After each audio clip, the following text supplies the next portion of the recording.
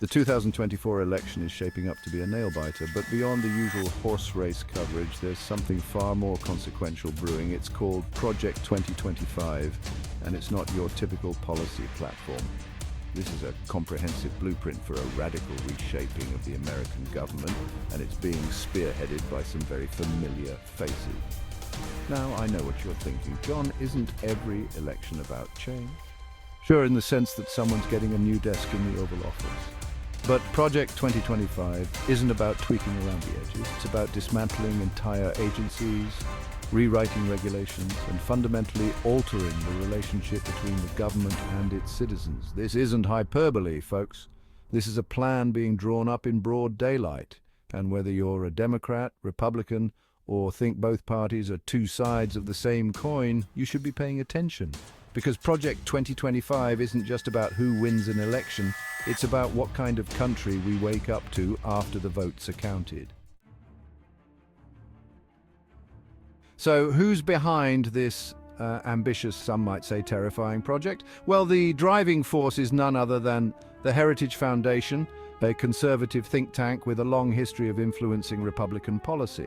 But they're not alone. Project 2025 is endorsed by a who's who of right-wing organizations, including the Claremont Institute and the American Enterprise Institute. And let's not forget the elephant, not so subtly in the room, Donald Trump.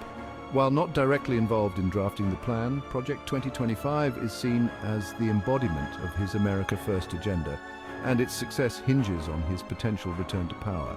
This isn't just some academic exercise, folks.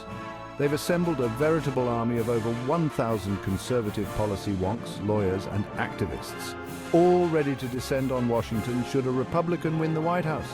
Their goal, to hit the ground running on day one and begin implementing Project 2025 with ruthless efficiency. Now, you might be thinking, okay, John, but what are they actually to do? I'm glad you asked. Project 2025 is framed around four key pillars: reclaiming America's culture, reviving economic dynamism, restoring national sovereignty, and restraining the administrative state. Sounds innocuous enough, right? Don't let the vague language fool you. Reclaiming America's culture translates to rolling back LGBTQ+ rights, restricting access to abortion, and injecting conservative Christian values into public education. Reviving economic dynamism means massive tax cuts for the wealthy, deregulation of industries, and gutting environmental protections.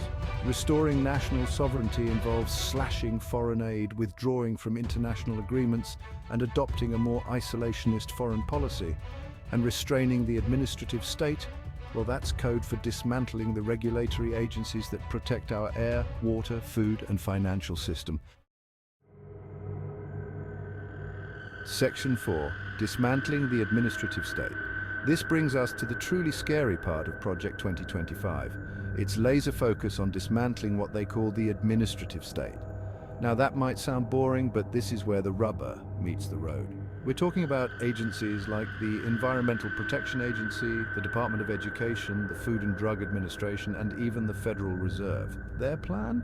To either eliminate these agencies entirely or drastically reduce their power and scope.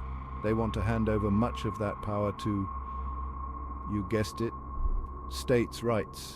Now, I'm all for states having a say, but let's be real, folks. We've seen this movie before, and it usually ends with corporations running wild and vulnerable communities paying the price. Section 5. A chilling vision for the future. Critics from across the political spectrum have sounded the alarm about Project 2025, calling it a blueprint for authoritarianism and a threat to American democracy, and they're not exaggerating.